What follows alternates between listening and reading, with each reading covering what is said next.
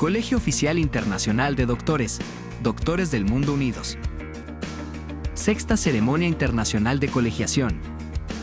Auditorio Juan Bosch de la Biblioteca Nacional Pedro Enrique Sureña. Cátedras magistrales. Es un reto, podría decir, después de tantas cátedras magistrales, poder explayarme ante ustedes de una manera radiante, de una manera jocosa, amena y sobre todo entusiasta. Pero vamos a hacer el esfuerzo. Hemos visto algunas diapositivas que son totalmente impresionantes. El primer expositor presentó una diapositiva donde se refería a las implicaciones de la educación en la sociedad. Si analizamos esa diapositiva, podríamos darnos cuenta que es un símbolo para lo que es la familia. La educación es la base fundamental del sistema familiar. Y nosotros nos preguntamos, ¿cuántos países de Latinoamérica están en el ranking de lo que es el informe PISA en el ámbito de la educación? ¿Dónde nos encontramos cada uno de nosotros como país? Y eso dice mucho de lo que somos. Porque a veces luchamos por un porcentaje para la educación y no se refleja en la formación. Y en la formación de los docentes, pero mucho menos en la formación de los estudiantes.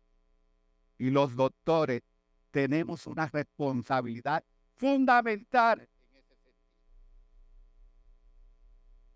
Una de las razones fundamentales que me motivó a estar presente en el día de hoy es precisamente que ya estamos viviendo un proceso en el que la ciencia debe tomar un nuevo giro, irse a la parte humana, porque estamos viviendo una época de transhumanización. La transhumanización, como su nombre lo dice, es un proceso paulatino que se ha venido dando, pero que ha ido desplazando lo que es el sistema de valores de la familia y con ello su parte humana, su parte esencial. ¿Por qué está sucediendo esto? ¿Será producto de los grandes inventos? ¿Será producto de la evolución histórica de la ciencia? Es posible, pero los seres humanos no podemos dejar que la ciencia nos controle. Y uno de los aspectos positivos que yo veo en este colegio es que quiere, desea y está buscando a través de proyectos reencauzar lo que es la metodología científica con un razonamiento humano. En ese sentido,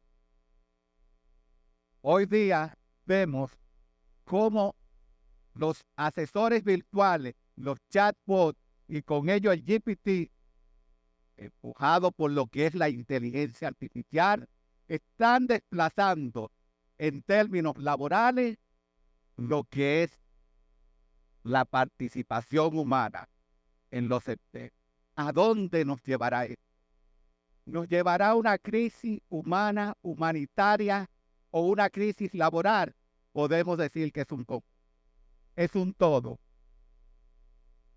Porque en un sentido, esa sociedad que requiere educación no puede olvidarse de que esa educación, como parte de su formación, no puede atentar nunca contra él. Y como dijera un expositor que expuso de manera brillante a Karl Popper, nacido en 1902 y murió a destiempo, digo yo, porque cerebros así no deben desaparecer, ido a destiempo en 1994, que tiene una obra que para mí es fundamental: Las sociedades abiertas y sus enemigos. Este señor, que es un gran sociólogo, explaya en un libro más o menos de ese grueso su parecer en el ámbito sociológico, pero sobre todo humano. Y nosotros nos preguntamos, ¿cuántos Karl Popper necesitamos para crear conciencia sobre lo que es la naturaleza humana y lo que es la integración del ser humano como tal? Acabamos de ver también un autor que habló, un conferencista sobre la paz. La paz que cada día está más lejana. Y muestra de ello son los conflictos y la guerra, como es la invasión de Rusia a Ucrania. Entonces, en ese sentido, se habrá equivocado ese gran pensador geopolítico, Immanuel Kant, quien en 1795 escribió La paz perpetua como una forma de contribución a lo que es el ámbito de las relaciones internacionales, pero sobre todo al derecho internacional. Más parece que esa paz perpetua de Immanuel Kant, quien nació en Königsberg, lo que hoy es Kaliningrado, un enclave territorial de Rusia en el corazón de Europa, que por ahí pueden venir conflictos también. Esa paz perpetua está durmiendo en la isla de la utopía de Tomás Moro. Entonces, hay un pensamiento que dice, dentro de las doctrinas militares, si quieres la paz, prepárate para la guerra. Qué buena forma de propiciar y de conseguir la paz, preparándose para la guerra. Pero eso es lo que estamos viviendo hoy día, porque las diferentes teorías del ámbito de las relaciones internacionales, tanto el realismo clásico como el neorrealismo, empujan hacia allá.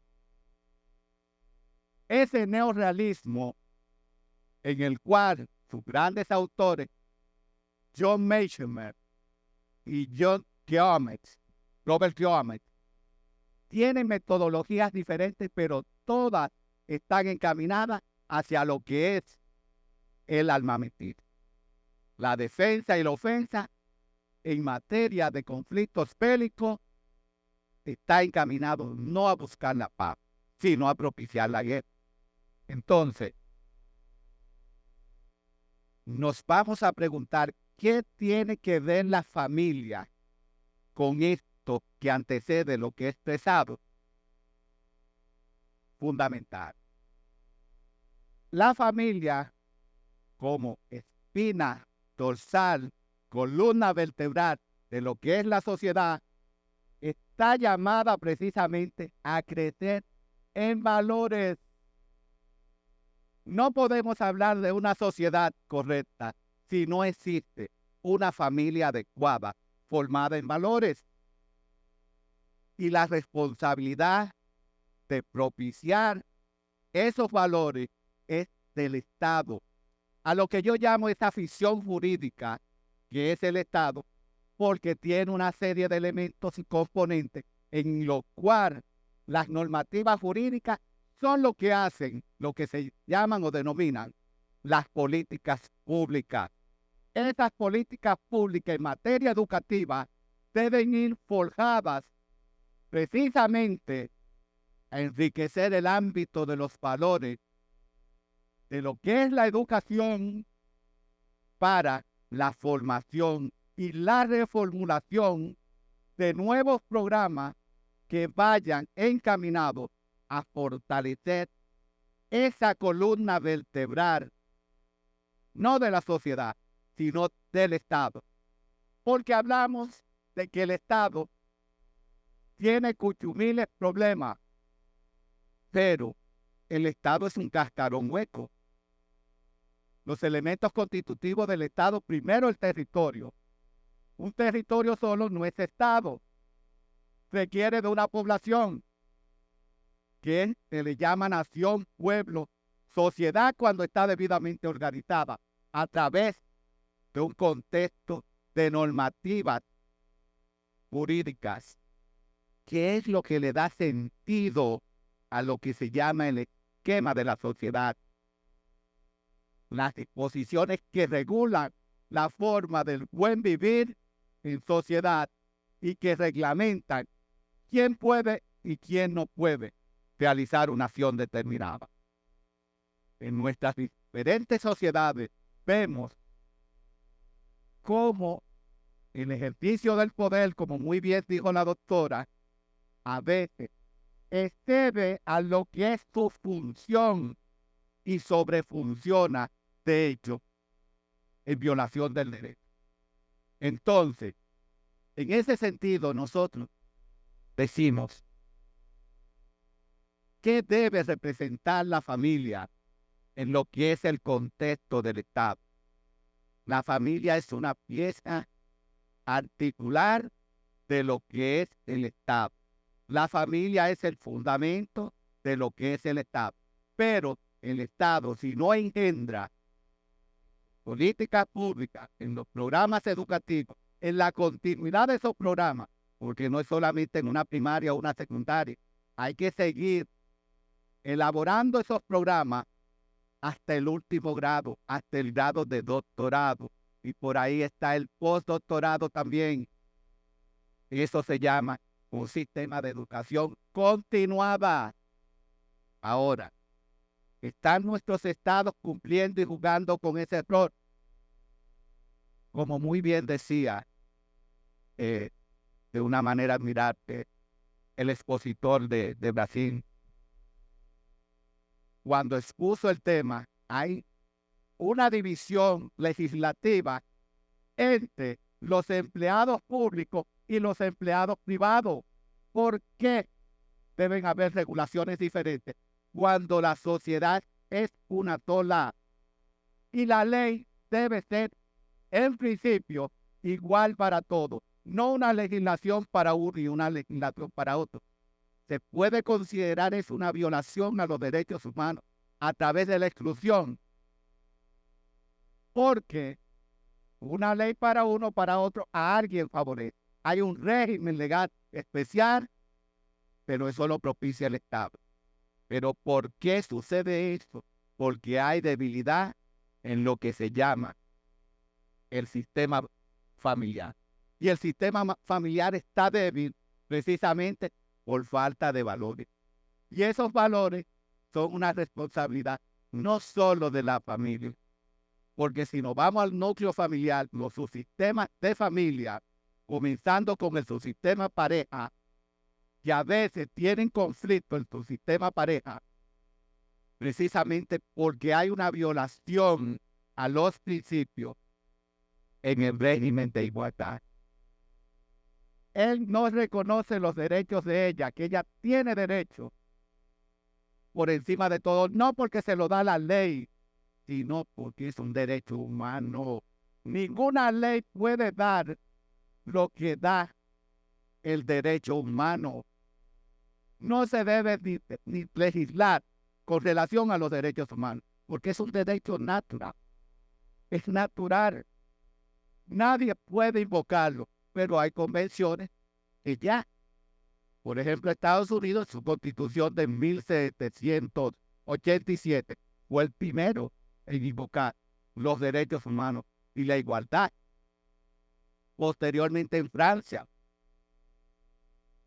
Pero nosotros tenemos y debemos estar conscientes que la misión y el rol fundamental de la familia es crecer en valores.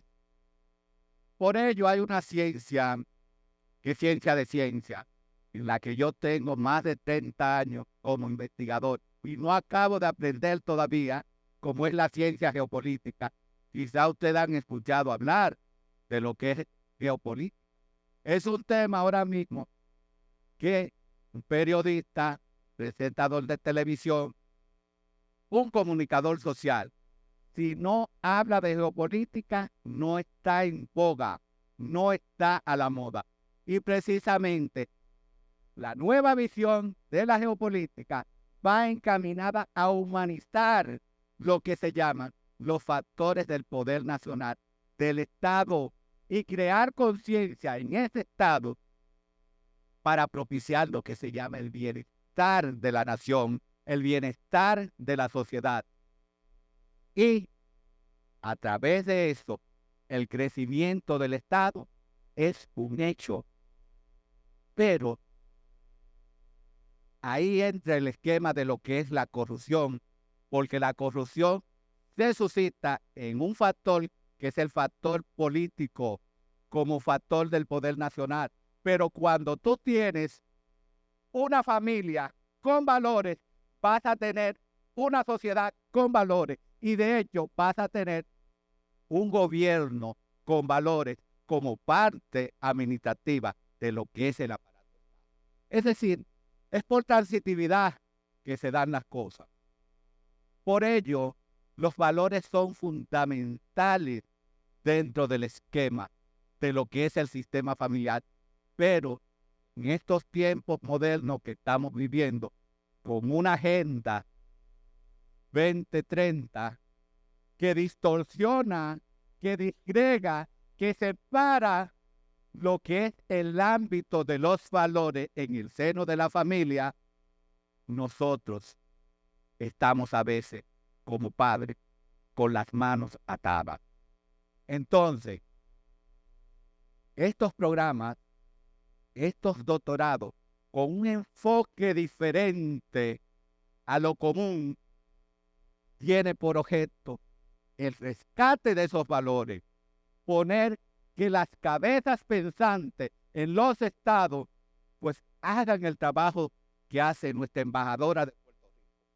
Ayudar a sus vecinos, ayudar a sus prójimos, ayudar a su pueblo, a su nación, a su sociedad, para que haya un crecimiento real en valores. Enseñando, como dijo uno de los expositores, a través de la acción, no de la expresión, porque se enseña con las acciones.